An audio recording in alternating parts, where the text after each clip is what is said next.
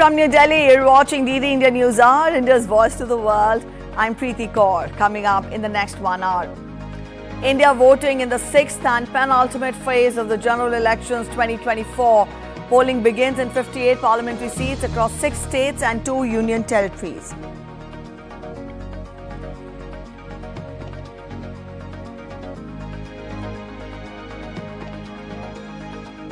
India's Prime Minister Narendra Modi speaks exclusively to DD News.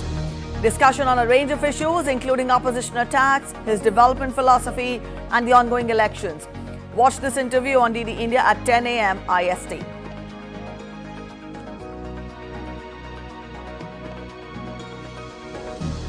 US Secretary of State Antony Blinken speaks to Israeli Minister Gantz after ICJ ruling, reiterates stand on major Rafah operation. US announces $275 million aid package for Ukraine to help it repel Russia's assault near Kharkiv.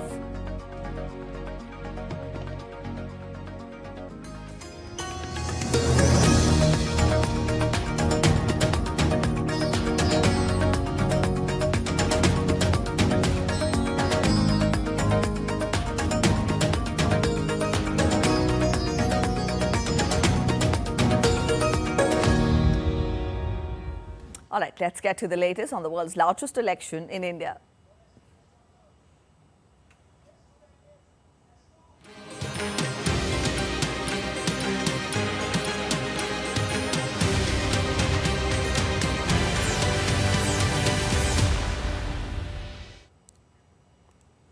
Polling has begun for the sixth phase of India's parliamentary elections for 58 parliamentary seats across 6 states and 2 union territories. Voting is taking place in all the 10 lower house seats in the North Indian state of Haryana, all 7 seats in the National Capital Territory of Delhi, 8 seats each in eastern Indian states of Bihar and West Bengal, 14 in Uttar Pradesh, 4 in Jharkhand, 6 in Odisha, and 1 parliamentary constituency in Jammu and Kashmir. Polling for 42 assembly constituencies for the Odisha State Legislative Assembly is also taking place simultaneously today. A total of 889 candidates are in the fray. Among some prominent candidates in this phase are senior BJP leaders Dharmendra Pradhan, Maneka Gandhi, Manohar Lal Khattar, Sambit Patra, Bansuri Swaraj and Manoj Tiwari, and Congress leaders Dipendra Singh Hooda, Kumari Selja, Raj Babbar and Kanhaiya Kumar, as well as Samajwadi Party leader Dharmendra Yadav and PDP chief Mehbooba Mufti. Polling began at 7 AM and will conclude at 6 PM local time. The last and the 7th phase of polling will be held on 1st of June and the counting of votes will be conducted on 4th of June.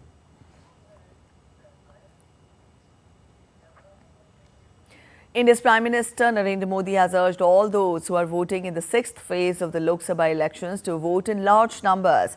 Taking to social media platform X, Prime Minister said, and I quote him, "Every vote counts. Make yours count too.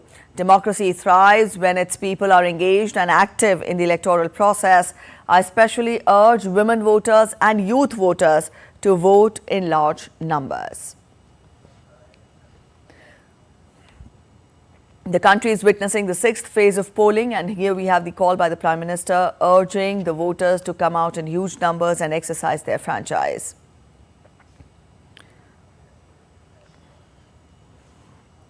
To get more on this, we will be joined in by reporters from the ground in a short while from now. And when we talk of the sixth phase of polling that is being held today, 58 parliamentary seats across 6 states and 2 union territories is taking place today. And when we talk of the national capital, then all the seats are going to polls today. All right, I'm being told that Amritpal Singh is joining us from Panchkula, Haryana, to get us the inputs from the ground there. Amrit, good morning. It's been an hour into polling. Let us get a sense of how has the day begun. It's a little too early to talk about the voter turnout, but what are you picking up from the ground? Because I see a lot of elderly men behind you who've come to exercise their franchise. That's right, Preeti. Voting has begun in earnest here. I'll get out of the frame and show you what the scenario here is. There are long queues. People have queued up early in the morning because they know as the day progresses, it will be too hot. So we may see, as we've seen in other, voting in other phases, the queue drops. But right now we see long queues at the particular polling booth that I am in. This is in the Ambala constituency of the Lok Sabha constituency in Haryana, one of the 10 constituencies that goes to polls. You see a lot of enthusiasm in senior citizens, especially to come out and vote. This clearly correlates to the kind of efforts that the Election Commission has put in to see that the voter turnout is high.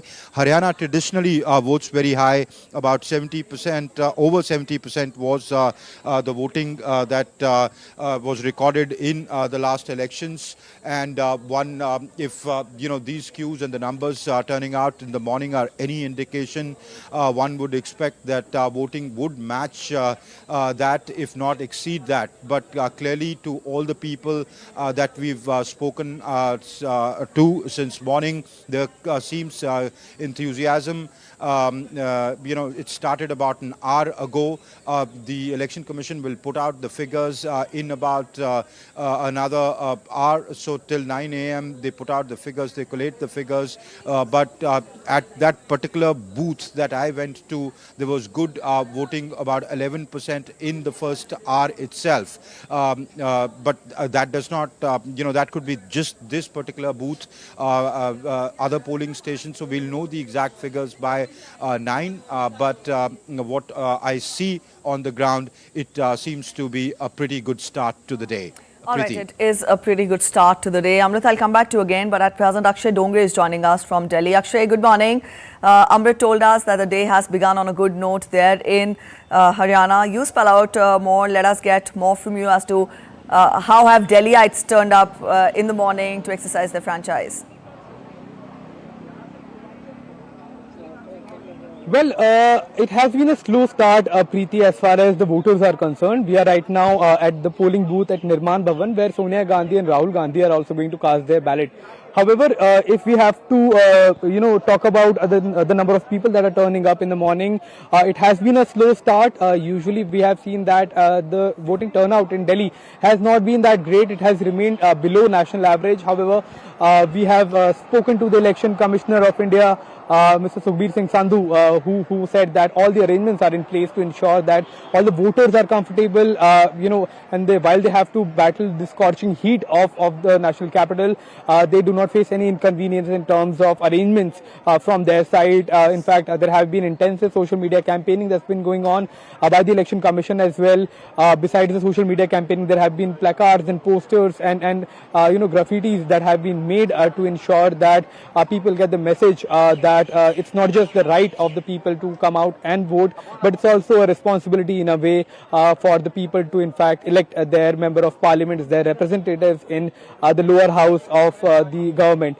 We are here, as you can see, certain voters have also come. They are showing their fingers too, as far as these people are concerned who have come up early in the morning. We'll try and get in a word from them and try to understand that what is exactly their message to come early in the morning and cast their ballot. Ma'am, एक छोटी सी चीज हम जानना चाहते हैं.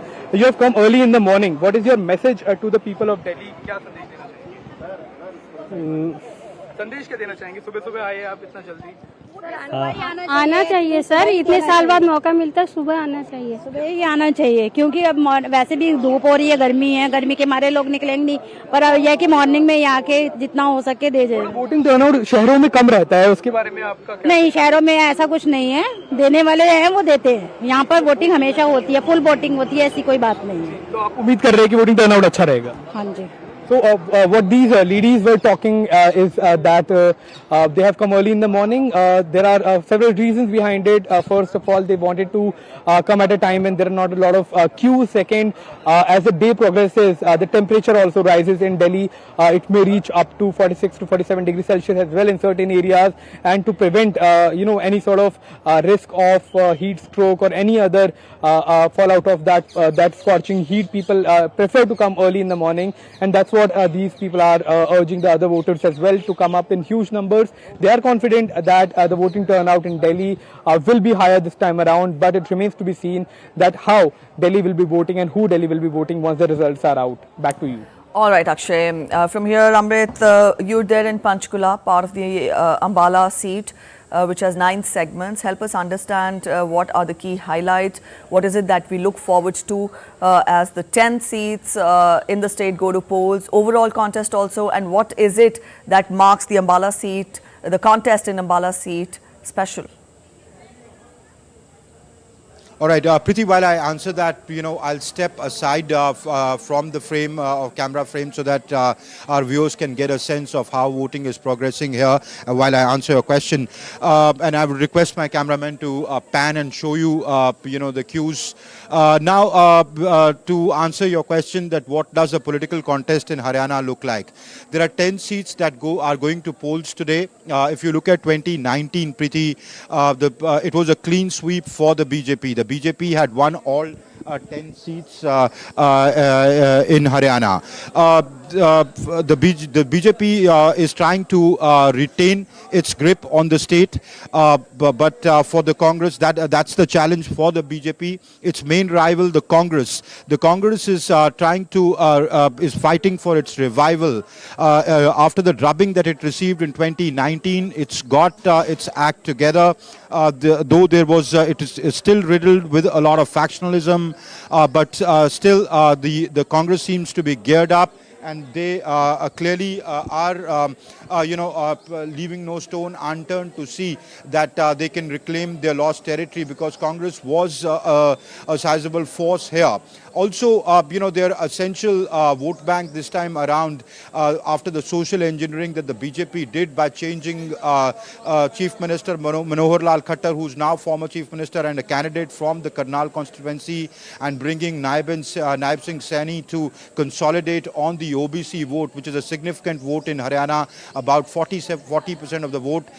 The Congress is trying to capitalize on the anger, especially in the agrarian community. So they've turned the battle into really Jats versus non-Jats here in Haryana. So the contest is primarily on, if I talk overall Haryana, between the Congress and the BJP. Though the Congress is in alliance with the Aam Aadmi Party, they've given one seat to the Aam Aadmi Party, that is in Kurukshetra, where Sushil Gupta of the Aam Aadmi Party, who is a prominent face there, is contesting against Naveen Jindal, who is said of the BJP, who is said to be the richest candidate in all the 58 seats that go to polls today across various states and union territories. So there are other important seats, the seat of Sirsa, for example, where there is a tough contest between Kumari Shelja of the Congress and Ashok Tanwar of the BJP. Remember, Ashok was the Congress president of the state, so he joined the BJP just before elections. There are other important seats as well. Okay, you asked me about Ambala. Ambala is an interesting contest. Again, what it seems after talking to people, neck and neck between the BJP and the Congress, while the BJP has fielded Banto Kataria, the wife of former Minister Ratanlal Kataria, who was the MP the last time around, but he passed away last year. So his widow is contesting the election from Ambala on the BJP ticket, while she is, her rival is Varun Chaudhary. He's a MLA here. Ambala is a reserved seat. He's a MLA of the Haryana Legislative Assembly, and he's the son of Fulchand Maulana, the great Dalit Congress leader of Haryana. So, it's an interesting contest, and as I said, primarily between the Indi Alliance and the BJP this time around. Though there are smaller parties, which are regional parties, the INLD, the JJP, or the Jan Nayak Janhit Party, which was a coalition partner of the BJP till a little while while back, but broke away from the broke away from the alliance just before elections. They are also players, but honestly speaking, there are smaller players. BSP is also fielded candidates. Right. In places it's a multi-cornered. There are parties in the fray, but the contest primarily is between the India Alliance.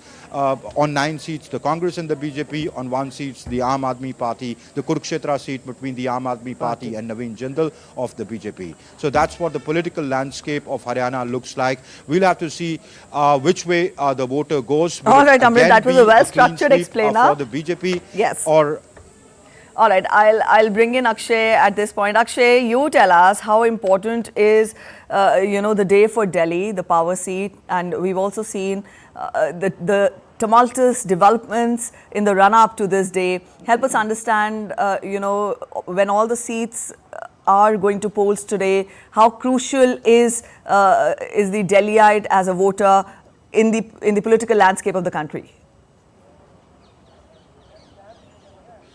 Well, it's quite important to see Delhi, not just because it is the national capital territory, but also this is in fact the power center of the entire country.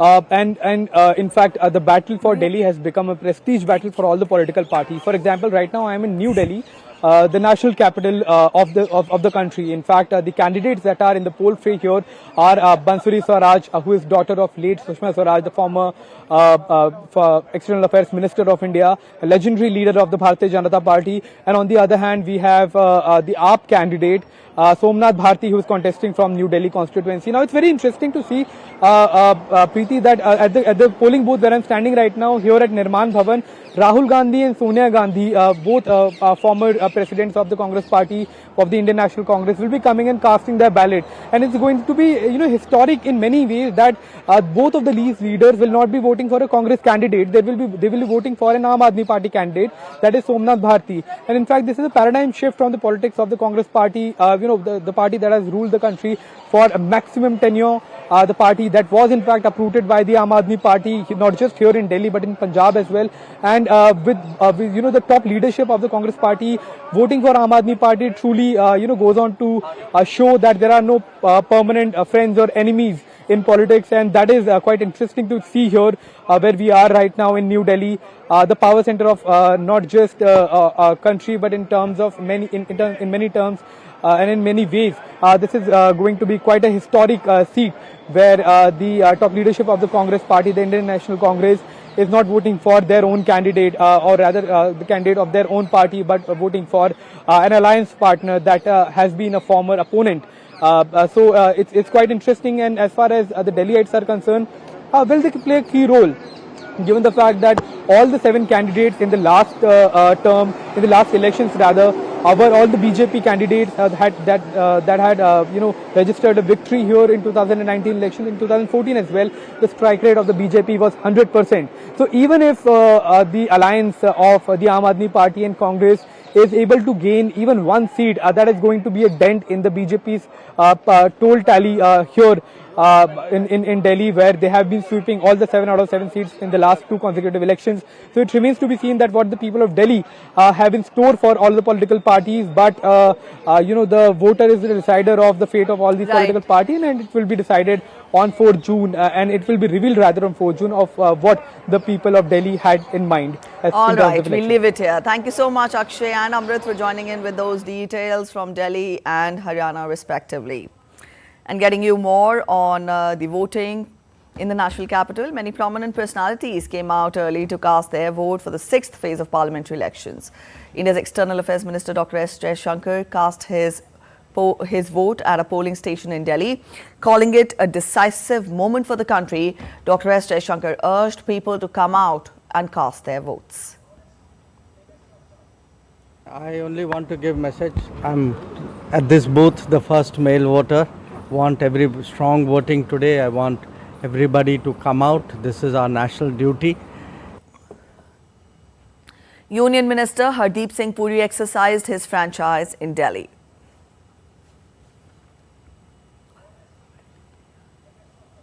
Political consciousness is very high in India. Shed your apathy, get out of bed earlier, I'm an old man. I got out very early. I was one of the first. I arrived here half an hour before the polling booth opened, and I'm delighted. This is a very good start to the day.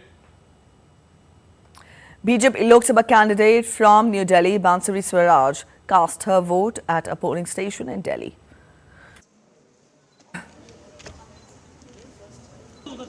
Former Haryana Chief Minister and BJP candidate from Karnal Lok Sabha seat, Manohar Lal Khattar, cast his vote at a polling station in Karnal, Haryana. Haryana Chief Minister Naib Singh Saini cast his vote at a polling booth in Mirzapur, Narayangarh. Saini is BJP's candidate for Karnal Assembly by polls.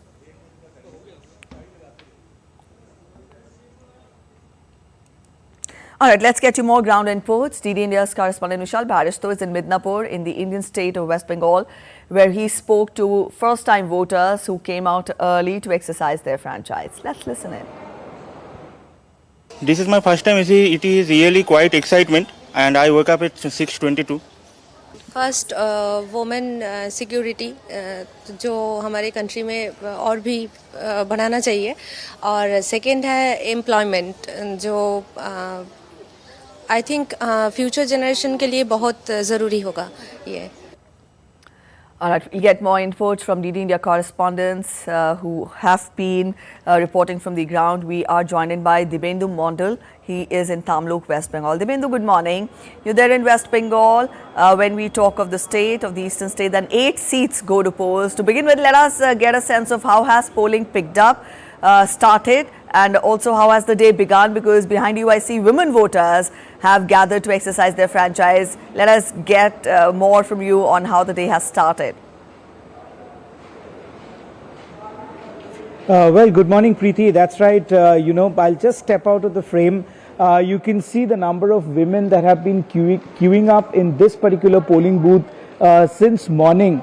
And we have been to about 4 to 5 booths since morning, and what we witnessed is the enthusiasm amongst the women voters here in this particular constituency of Tamluk. But this is particularly Kolaghat, an assembly segment within the Tamluk Lok Sabha constituency. And of course, voter enthusiasm is of course very high in West Bengal, as we have seen in almost all the phases of election. We are on the 6th phase, just about a couple of weeks left for the elections to end on the 7th phase. But the voter enthusiasm from the 1st to the 6th phase remains pretty high in West Bengal, given the fact that the voting percentage in this particular state have been over 75% consistently over the last phases of elections that have already taken place. But of course, women voters do constitute a significant number of significant deciding factor also, given the fact that both the BJP as well as the ruling Trinamool Congress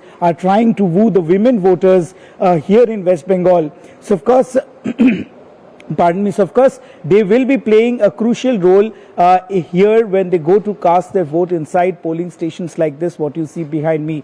But we are yet to get the data from the Election Commission. It will probably come at about 9:30 a.m. in the morning, when we'll get the first trends of how the voting has picked up here in West Bengal. But of course, Tamluk constituency, which has about 7 assembly segments, including the controversial Nandigram, which has seen violence since Wednesday night, is going to polls today. All eyes will be here in this particular constituency, and heavyweight candidates, of course, from this and all the 2 neighboring constituencies of Ghatal, where 2 cine actors of the Bengali cinema, 2 superstar actors of the Bengali cinema. One is Dev from the Trinamool Congress, the other is Hiran Chakraborty from the BJP, while on the other hand it is the brother of Shubhendu Adhikari in Kathi, contesting for the BJP against the Trinamool Congress. So of course, interesting fights in all the 3 constituencies of Purba Mednipur, where I am currently.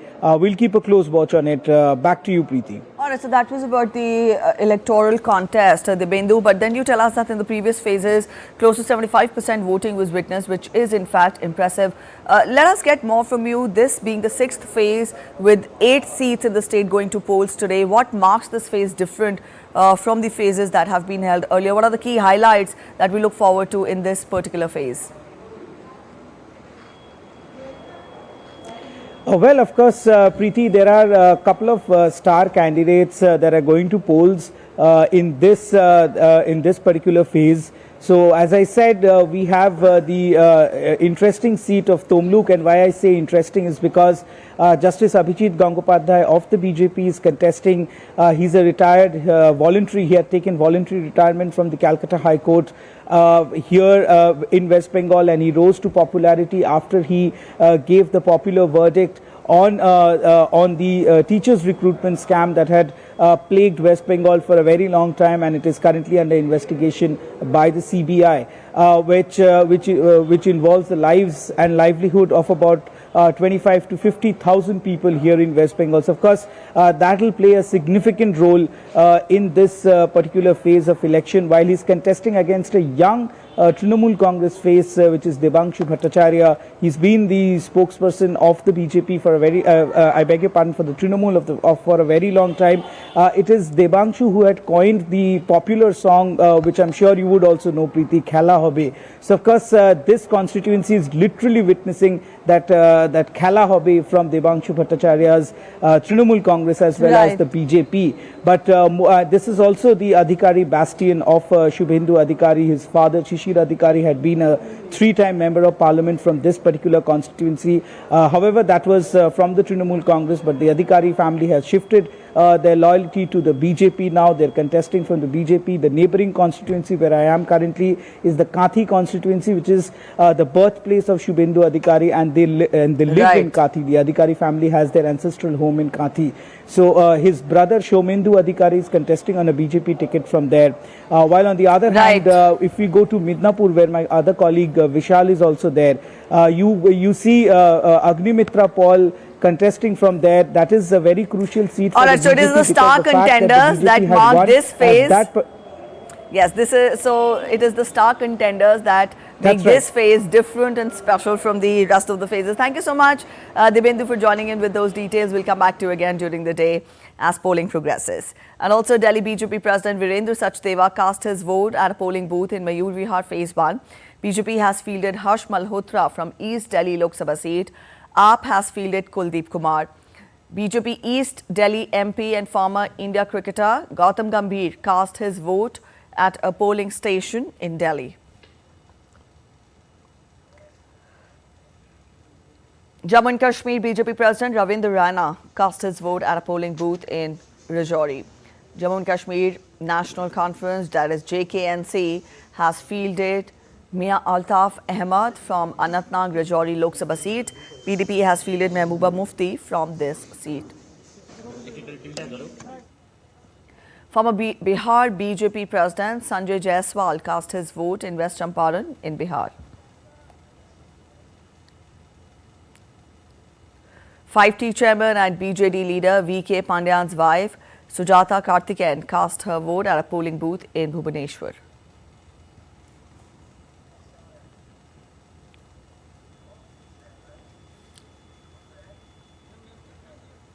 India's Prime Minister Narendra Modi gave an exclusive interview to DD News. Prime Minister spoke on a range of issues including opposition attacks, development philosophy and the ongoing elections. To watch the entire conversation with Prime Minister Modi, stay tuned with DD India for the telecast at 10 AM IST. India's disaster management team is gearing up for cyclonic storm Remal that is set to hit the eastern state of West Bengal on Saturday and Sunday. The National Disaster Response Force has deployed 12 teams with 5 additional teams on standby along the east coast. The Indian Coast Guard is closely monitoring the cyclonic storm Remal originating from the Bay of Bengal.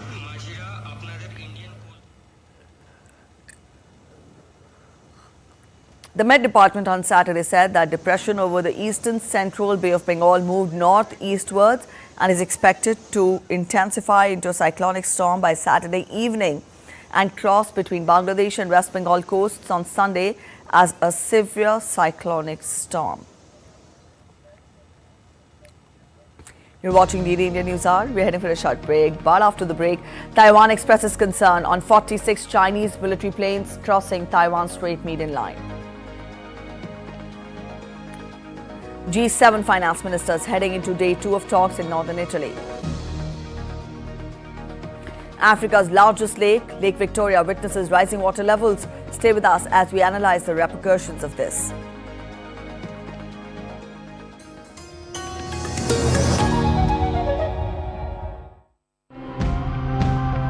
There is enormous power in people's narratives, especially when they tell their own story. We meet some people and communities who tell us how it is done. Anything hazardous to humans is dumped here in North Chennai. We need to tell these stories because we are the ones who are affected by it. Delhi Metro's philosophy is very clear. We want to generate non-conventional energy. Apart from the whatever is supplied by the grid, we want to generate a lot of energy through solar sources. The benefit of running an MRF is that it protects me from the rain and harsh conditions outdoors. Work goes on even in hot weather and during the rainy season. India is one of the climate swing states. We have to get India right to get emissions and to be able to really combat climate change.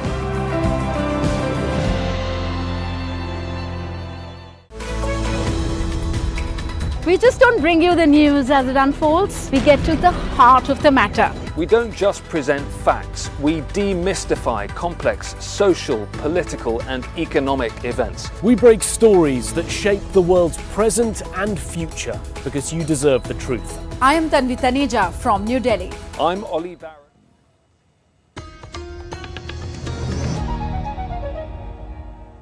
Welcome back after the break. You're watching DD India News Hour and I'm Preeti. A quick relook at the top stories once again. India voting in the 6th and penultimate phase of its general elections 2024. Polling begins in 58 parliamentary seats across 6 states and 2 union territories. India's Prime Minister Narendra Modi speaks exclusively to DD News. Discussion on range of issues including opposition attacks, his development philosophy and the ongoing elections.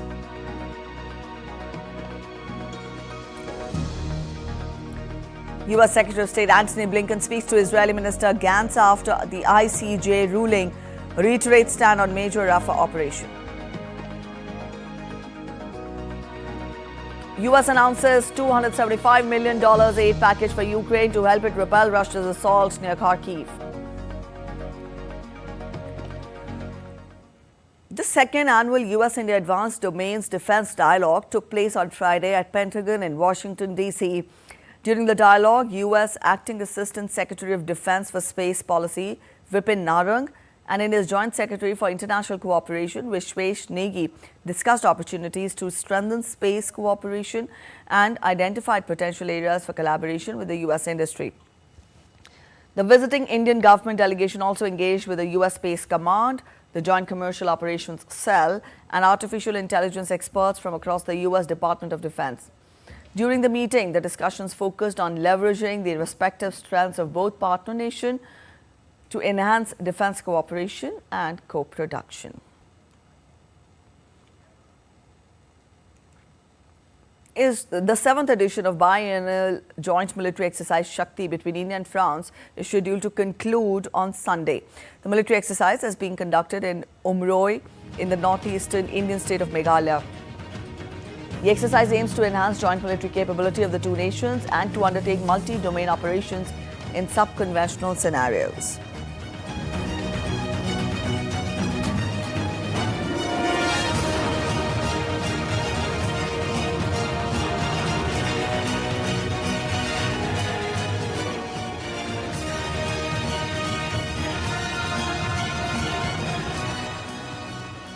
Israel's Prime Minister Benjamin Netanyahu has rejected South Africa's genocide claims at the International Court of Justice as false and outrageous.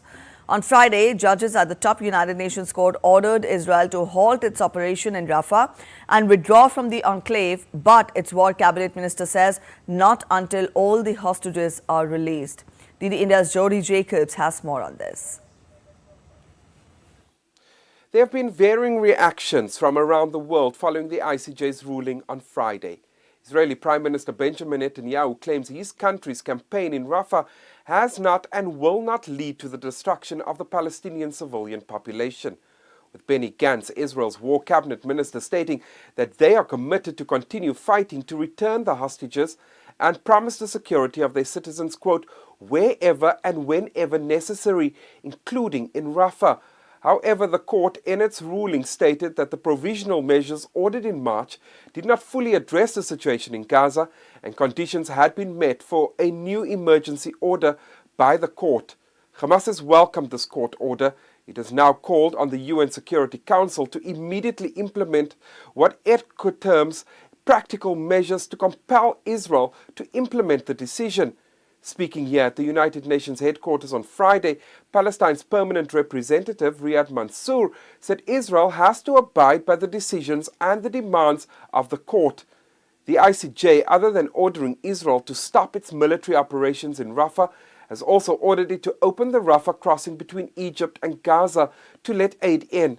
It's also ruled that Israel must provide access for investigators and report back on its progress within 1 month. Qatar, Saudi Arabia and Jordan have all welcomed the court's decision. South Africa, which brought the case against Israel, said it must adhere to the ruling and its obligations under the Genocide Convention. And while ICJ orders are in fact legally binding, the court has no police to enforce them. Jody Jacobs in New York reporting for DD India. U.S. Secretary of State Antony Blinken reiterated Washington's position on a major Rafah operation when he spoke with Israeli Minister Benny Gantz on Friday.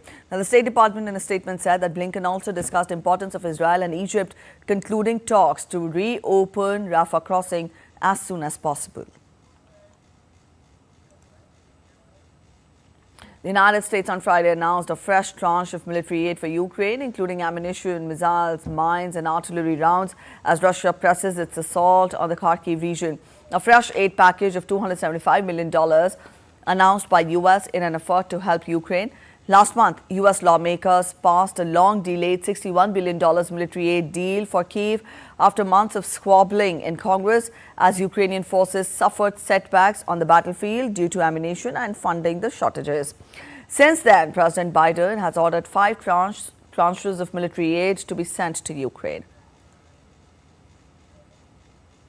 The United Nations Security Council on Friday called on all countries to respect and protect aid workers and the UN personnel. The UNSC adopted a Swiss-drafted resolution with 14 votes in favor, while Russia abstained. It strongly condemned all violence against them and the unlawful denial of humanitarian access. Russian President Vladimir Putin said on Friday that Ukrainian President Volodymyr Zelensky had no legitimacy following the expiry of his 5-year term, and this would raise a legal obstacle if Russia and Ukraine were to hold peace talks. At a televised press conference during a visit to Belarus, Putin said that Zelensky's status was problematic. With Ukraine under martial law in the 3rd year of Russia-Ukraine conflict, Zelensky has not faced elections despite the expiry of his 5-year term this week. Putin is ready to halt the war in Ukraine with a negotiated ceasefire that recognizes the current battlefield lines but is ready to fight on if Kyiv and the West do not respond.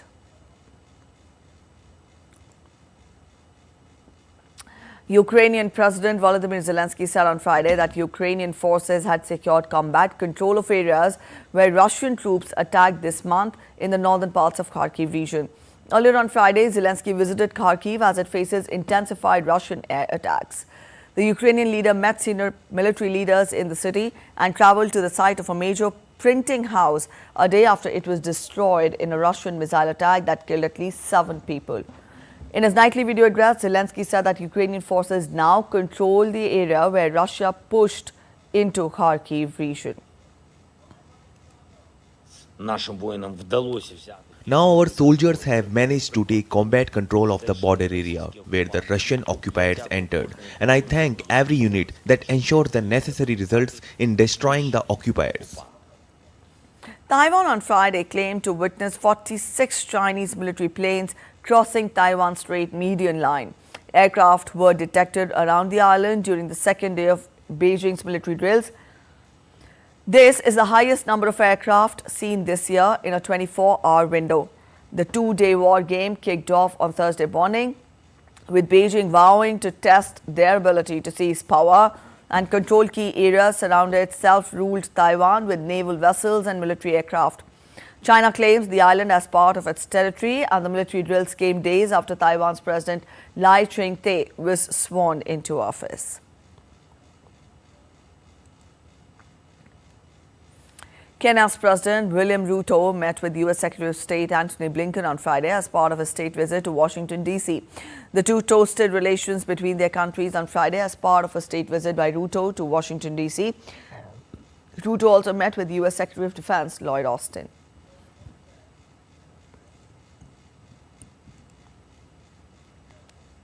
Azerbaijan's border service has taken control of 4 villages in Gazakh district on the border with Armenia under an agreement. The size of the territory returned to Azerbaijan under a border delimitation agreement on Friday was 6.5 square kilometers. Armenia had said in April that it would return the uninhabited village to Azerbaijan, which both sides said was a milestone on the road towards a peace deal between Yerevan and Baku, who have clashed for more than 3 decades now. The decision by Armenian Prime Minister Nikol Pashinyan to hand over the 4 villages has triggered protests at home, with demonstrators calling for him to step down over what they cast as a betrayal. Azerbaijan and Armenia still have other unresolved territorial disputes, though mostly focused on enclaves which the two sides want the other party to relinquish control of or provide access to. British Prime Minister Rishi Sunak is facing a massive departure of lawmakers, with the number of resignations surpassing the level the Conservative Party suffered before a landslide defeat in the 1997 election. The number of Conservative members of Parliament who will not be standing in the next election reached 78 on Friday, more than the 72 in the run-up to the 1997 election.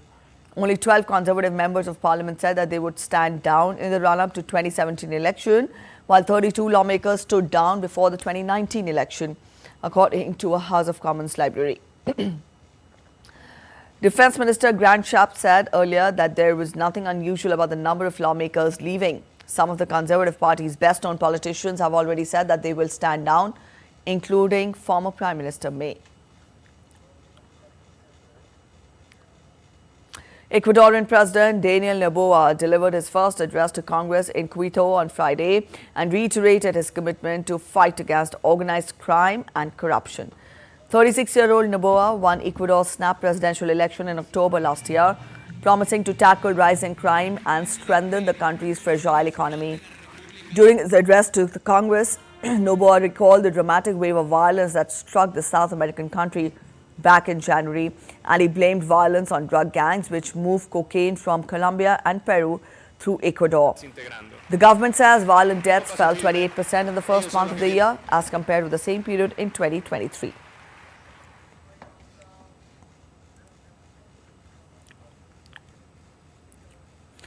G7 finance ministers are heading into day 2 of talks in northern Italy, hoping to make progress towards a deal on using frozen Russian assets to help Ukraine. They're also set to discuss a potential global tax on billionaires on the second and final day of the meeting, although there are divisions between G7 members over the proposal. Giles Gibson has more on this from Rome. By the end of this second and final day of talks in northern Italy, we don't expect there to be a fully fleshed out agreement when it comes to how to leverage $300 billion of frozen Russian assets to help Ukraine. The German finance minister, Christian Lindner, going into day 1 of the talks, saying that there were many legal and technical issues that still need to be resolved, and a US official saying that they hope to see some progress on establishing principles, effectively a structure, but not actually progress on the fine details of all of this. Just to give you some background, what we've seen over the last few months or so is this debate with the US and Canada on the one side, who started off insisting that these frozen Russian assets should simply be seized and handed over to the Ukrainians, and then on the other side, mostly the Europeans, who have been very concerned about setting a dangerous legal precedent by confiscating the assets of a sovereign state. The middle ground that they appear to be moving towards is the issuing of a loan. The number that's been talked about by the US, at least, is that it could be up to $50 billion. That loan secured against the profits of those frozen Russian assets.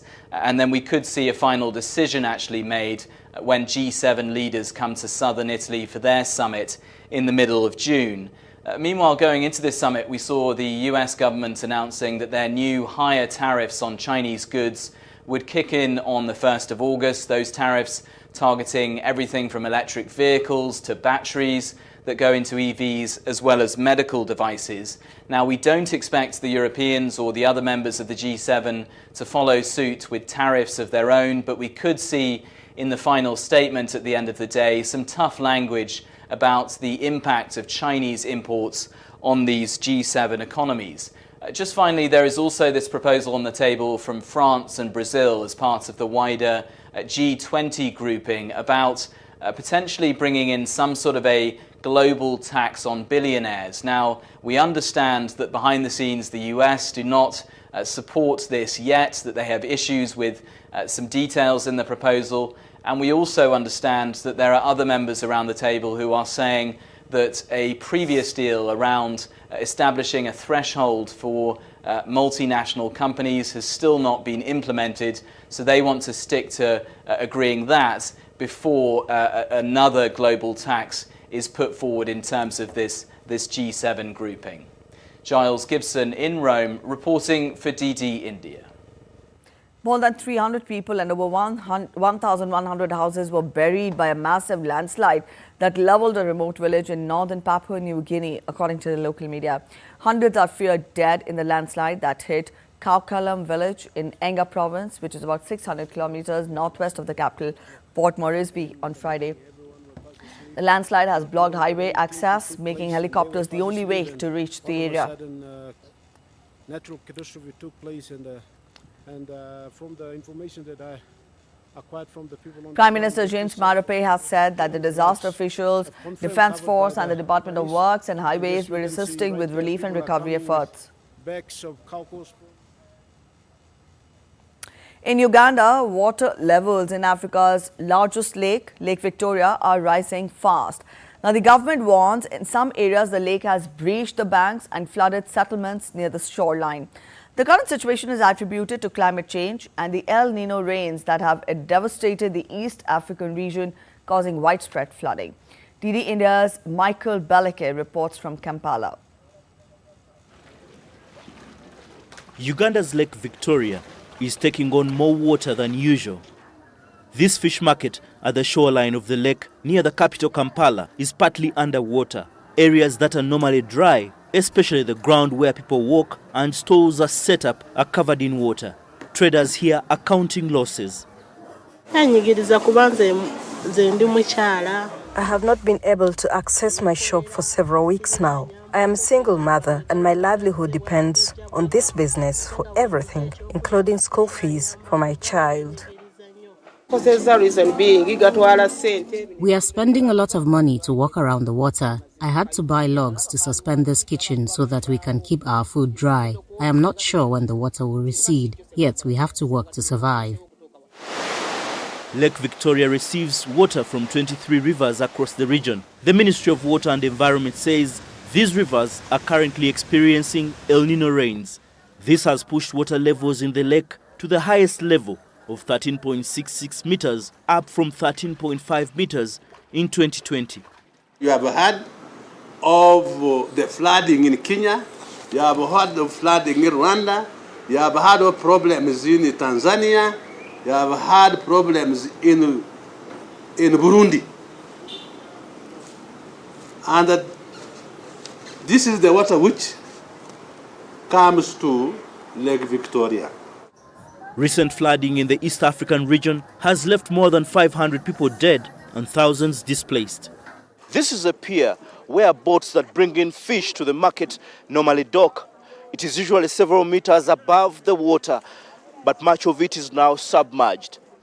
To relieve this pressure on the lake, the government has decided to open up the spillway at the dams to release massive amounts of water into the Nile River.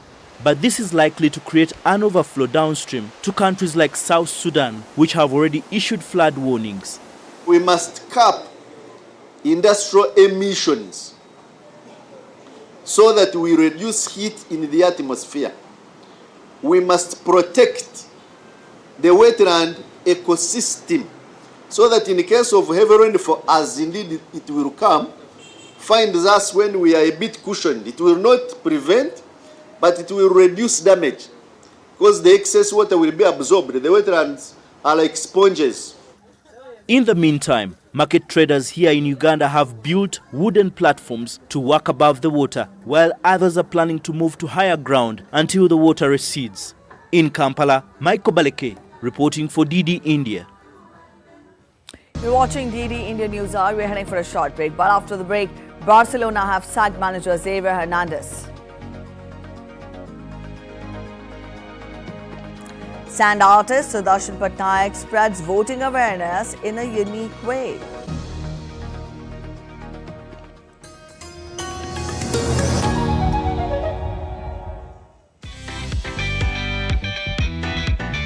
We are in Cannes, the famous city on the French Riviera. The 77th edition of the Cannes Film Festival is here. So soak into 12 days of world cinema and the hottest fashion trends. The famous 24 steps leading to the Palais des Festivals, where most of the cinema at this festival is screened, are beckoning. Join me, Munmun Bhattacharya, as I take you through all the buzz around the festival and on India's participation in it, only on DD India.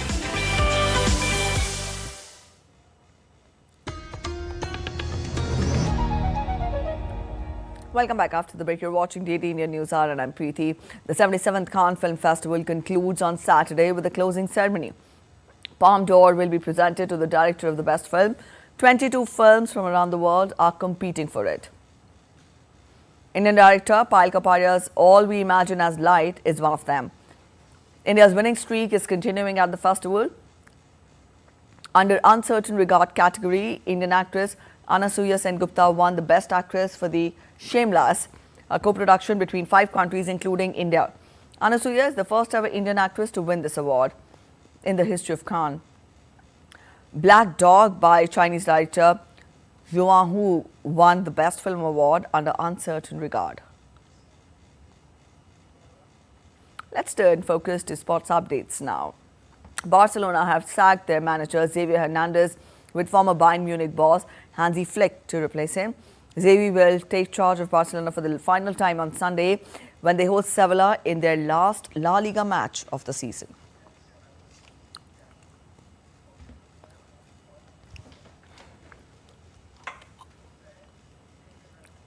Manchester United will face Manchester City in the FA Cup final on Saturday at the Wembley Stadium. City, who won their 4th successive Premier League title, will look to defend their FA Cup title. DD India's Ollie Barrett gets us more from London on this. For Manchester City, a chance to win another treble, and Pep Guardiola has a pretty clear squad when it comes to injuries. He can effectively select his pretty much best team for the match, having already won a couple of trophies. Will he give a run out to some of those players who haven't played as much in the Premier League campaign as perhaps they might have wanted to? So his selection will be interesting. Manchester United selection as well, also interesting. Marcus Rashford, for example, hasn't had a good season for Manchester United, has just found out he's been left out of the England provisional squad for the upcoming Euro 2024 Championship. Will he be used by manager Erik ten Hag in the final? Erik ten Hag, from his perspective, is saying that his focus is really on Saturday and not really beyond. He hopes to be at the club next season, but there is a lot of speculation that he may well not be, particularly if Manchester United were to lose the FA Cup final. But this cup final is not just about the two Manchester clubs. There are a lot of very interested onlookers in the Premier League as well, because there is a potential knock-on effect when it comes to European qualification. If Manchester United were to win the FA Cup against Man City, then they would get a Europa League spot as a consequence.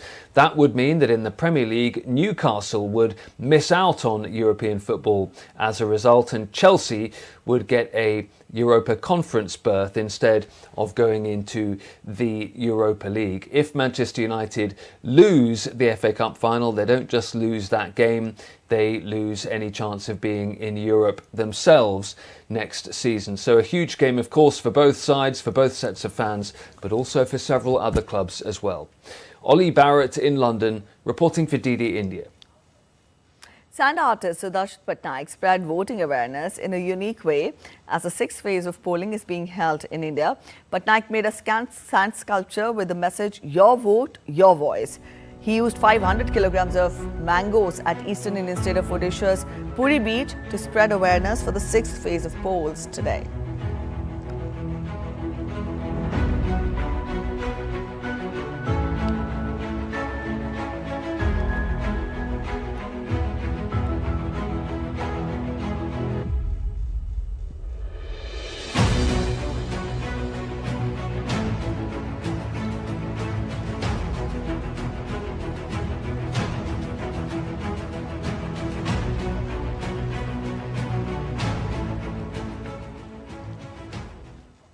All right, that's it in this edition of DD India News Hour. But let us know your thoughts on the news of the day. For those of you on the go, you can get all the latest news and updates from India and across the world on the DD India mobile app. This app is available on both Android and the iOS platforms. Scan the QR code on the screens to download now. We'll be back with more news as it breaks here on DD India. I'm Preeti Kaur signing off and from all of us here in Delhi. Thanks for watching DD India News Hour.